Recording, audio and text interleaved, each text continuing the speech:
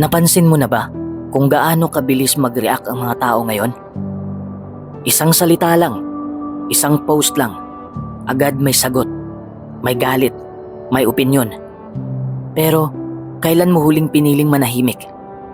Sa panahon ng ingay at kaguluhan, ang pinakamatinding kapangyarihan ay hindi ang pagiging palaban, kundi ang kakayahang umatras, manood at unawain. Dahil hindi lahat ng bagay ay kailangan mong patulan. Sa mundong puno ng kaguluhan, ingay at mabilisang opinyon, ang pagtitimpi ay isang uri ng tahimik ngunit makapangyarihang lakas. Ito ang kakayahang kontrolin ang sarili sa gitna ng matitinding emosyon, tukso o kagustuhang sumagot, lumaban o makisawsaw sa gulo. Hindi lahat ng nararamdaman ay kailangang ipahayag agad-agad. Ang taong marunong magtimpi ay hindi nagpapadala sa bugso ng damdamin. Marunong siyang huminga, mag-isip at maghintay bago magdesisyon. Ito ang tunay na anyo ng maturity. Hindi lang basta marunong magsalita, kundi marunong ding manahimik. Ang emosyon ay parang apoy. Kapag pinakain mo ito ng kahoy sa pamamagitan ng galit o padalos-dalos na reaksyon, lalo itong lalakas. Pero kapag tinapatan mo ito ng katahimikan at pagtitimpi, kusa itong mapapawi. Marami sa atin ang lumaki sa paniniwalang kailangan nating ipaglaban ang lahat. Ang opinyon natin, ang damdamin natin, ang pagkatao natin. Pero sa totoo lang, hindi lahat ng bagay ay kailangan ng sagot. Minsan, mas mahalaga ang katahimikan kaysa sa pagkapanalo sa isang diskusyon. Mas mahalaga ang kapayapaan ng isip kaysa sa pagiging tama sa mata ng ibang tao. Hindi laging sagot ang laban. Minsan, ang tunay na tapang ay nasa pag-urong. Kapag alam mong walang saysay ang pagtatalo, kapag ramdam mong hindi makikinig ang kausap mo, kapag ang sitwasyon ay hindi na makakabuti sa iyong kalooban, doon mo dapat piliing umatras. At ang pag-urong na yon, ang pagtitimpi mong yon, ay hindi kabiguan. Ito ay tagumpay dahil nanaig ang iyong sarili laban sa bugso ng damdamin. Tanggapin mo na hindi lahat ay aayon sa kung ano ang gusto mo, kung paano mo ito naiisip o kung paano mo ito pinaplano. Bilang tao, natural sa atin ang pagnanais ng kontrol. Pero habang tumatanda tayo, unti-unti nating nauunawaan, may mga bagay talagang hindi natin kayang baguhin. Hindi mo kontrolado ang iniisip ng iba. Kahit gaano ka kaayos magsalita, kahit gaano kaganda ang intensyon mo, may mga tao pa rin hindi makakakita ng kabutihan mo. At hindi mo sila kailangang pilitin. Ang pagtanggap na may kanya-kanyang pananaw ang bawat isa ay hakbang patungo sa kalayaan. Kalayaang hindi na kailangang ipilit ang sarili. Hindi na kailangang ipaglaban ang palaging pagiging tama o ipagsiksikan ang presensya sa mga lugar na hindi ka pinahahalagahan. Minsan, kahit gaano ka pakasipag, kahit anong dasal, kahit anong tiyaga, may mga bagay pa rin hindi natutupad. Nakakapanlumuman, ito'y paalala na ang buhay ay hindi laging linear. Hindi kabiguan ang hindi pagkamit sa gusto. Minsan, ito'y pag-iwas sa mas malaking problema o paghahanda para sa mas tamang panahon. Kapag tinanggap mong hindi mo kontrolado ang lahat, nagkakaroon ka ng mas malawak na pananaw. Hindi mo na pinipilit ang mga bagay at mas nagiging bukas ka sa mga oportunidad na dumarating ng hindi inaasahan. Tanggapin mo na may mga taong hindi ka magugustuhan. May mga pangyayaring hindi mo mauunawaan. May mga panahong matatalo ka. At ayos lang yun. Hindi man natin kontrolado ang lahat, pero kontrolado pa rin natin ang isa, ang ating sarili. Ikaw pa rin ang may kapangyarihang pumili kung paano ka tutugon, kung anong pananaw ang yayakapin mo, at kung paano mo haharapin ang buhay. Sa bawat araw na lumilipas, lagi tayong kinakaharap ng mundo sa iba't ibang pagsubok, maliliit man o malalaki. Minsan, ito'y nasa anyo ng hindi pagkakaunawaan, mapanirang salita o mga sitwasyong sinusubok ang pasensya natin. At sa bawat pagkakataong yon, may dalawang landas tayong pwedeng piliin. Ipaglaban ang ating ego o piliin ang kapayapaan. Ang ego ay ang bahagi natin na laging gustong tama, gustong umangat, gustong patunayan ang sarili.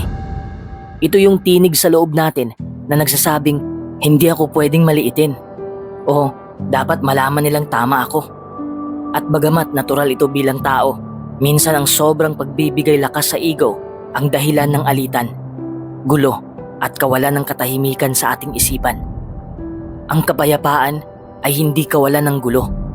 Ito ay ang pananatiling kalmado kahit nasa gitna ng bagyo.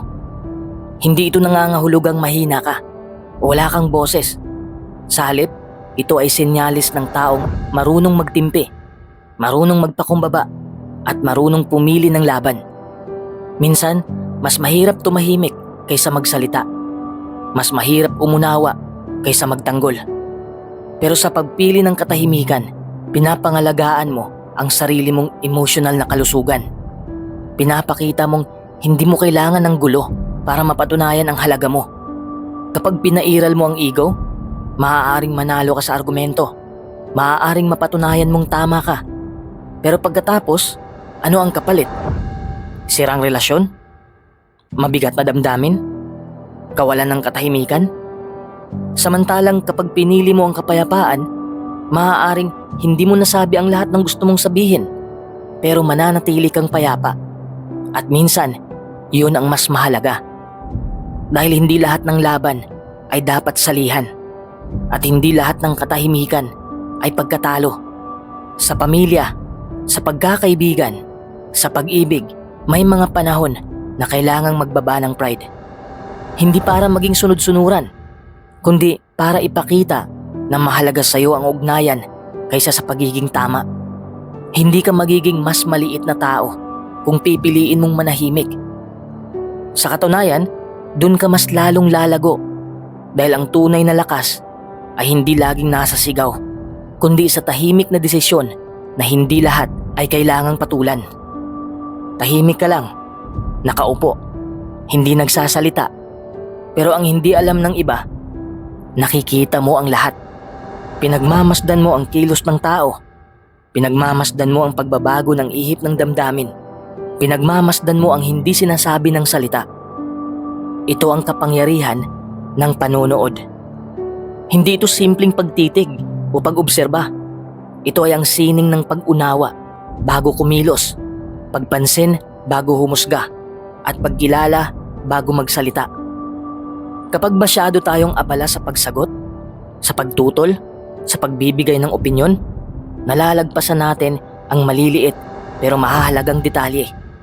Yung paraan ng pagtitig ng isang tao, yung biglang pagbabago ng tono, o yung katahimikang puno pala ng sigaw. Pero ang taong marunong manood, nakikita niya ito. Dahil sa katahimikan, lumalakas ang pakiramdam.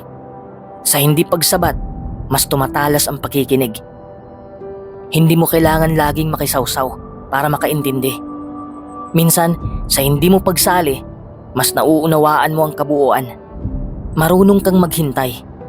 Hindi ka agad bumibitaw ng reaksyon dahil alam mong minsan ang unang salita ay bunga ng emosyon, hindi ng pag-iisip. At sa bawat sandaling hinahayaan mong lumipas ang init ng ulo, mas nagkakaroon ka ng panibagong perspektibo. Ang mga taong marunong manood ay mas mabilis matuto dahil hindi nila pinipilit ang sarili nilang pananaw. Bukas silang tumanggap, tumingin at magbago. Sila ang mga tahimik pero malalim. Hindi palaban pero palaging handa. Sa mundo ngayon kung saan lahat ay gustong magsalita, ang bihirang tao ay yung mas pinipiling makinig at manood, at sila ang tunay na matalino. Dahil sa panonood, nakikita nila ang mga bagay na hindi nakikita ng mga maingay. Isa sa mga pinakamahirap tanggapin ay ang katotohanang hindi lahat ng tao ay maiintindihan ka. Hindi lahat ay makikita ang kabutihan ng intensyon mo. At hindi lahat ay marunong magbigay ng respeto kahit wala kang ginagawa. At minsan, doon tayo nadadala ng ego. Gusto nating magpaliwanag. Gusto nating magtanggol. Gusto nating ipakita kung bakit tayo tama o mabuti. Pero darating ang panahon na mauunawaan mong hindi mo kailangang ipaliwanag ang sarili mo sa bawat tao. Sapagkat ang katahimikan ay hindi palaging kahinaan. Minsan, ito ang sukdulang anyo ng karunungan. Kapag alam mong malinis ang puso mo at payapa ang konsensya mo, sapat na yon. Hindi mo kailangang pilitin ang mga tao na maintindihan ka. Ang mahalaga, hindi mo isinuko ang sarili mong katahimikan para lang maipaglaban ang isang bagay na hindi naman talaga kailangang patunayan. Dahil ang totoong kapayapaan ay hindi galing sa pagkakaintindihan ng lahat, kundi sa paniniwalang kahit hindi ka naiintindihan, ayos ka pa rin. Madalas, kapag may tensyon o hindi pagkakaunawaan, iniisip natin na ang solusyon ay nasa mahabang usapan, paliwanagan o diskusyon. Oo, may mga pagkakataong kailangan talagang mag-usap. Pero hindi rin maikakaila na may mga sagot na mas malinaw kapag pinili mong manahimik muna. Sa katahimikan, mas nauunawaan mo ang sarili mong damdamin. Mas naaalala mo kung ano ba talaga ang mahalaga. At mas nakikita mo kung ang issue ba ay dapat bang patulan o isa lamang itong pansamantalang bugso ng damdamin. Hindi laging sa diskusyon natatapos ang gulo. Minsan, sa katahimikan, nagsisimula ang tunay na paghilom. Kapag pinili mong huwag munang sumagot, pinipigilan mo ang posibilidad na makasakit. Kapag pinili mong huwag munang magpaliwanag, binibigyan mo ng space ang sarili mong lumamig ang ulo at ang emosyon. At sa katahimikan, lumalakas ang tinig ng kalmadong isipan. Isang boses na mas marunong pumili ng kapayapaan kaysa sa pagtatalo. Tandaan mo, hindi ka laging kailangang sumagot, magpaliwanag o makipagtalo. Minsan, ang katahimikan mo ang siyang pinakamalakas mong sagot. Ang taong marunong manood at umintindi ng tahimik ay ang taong tunay na malalim, matatag at may kapayapaan sa loob. Kung nakarelate ka sa mensaheng ito, huwag kalimutang i-like ang video, mag-subscribe at i-share ito sa taong alam mong kailangan ng ganitong paalala ngayon. At ikaw, oo, ikaw, anong natutunan mo sa pananahimik? I-comment mo sa baba, gusto kitang marinig.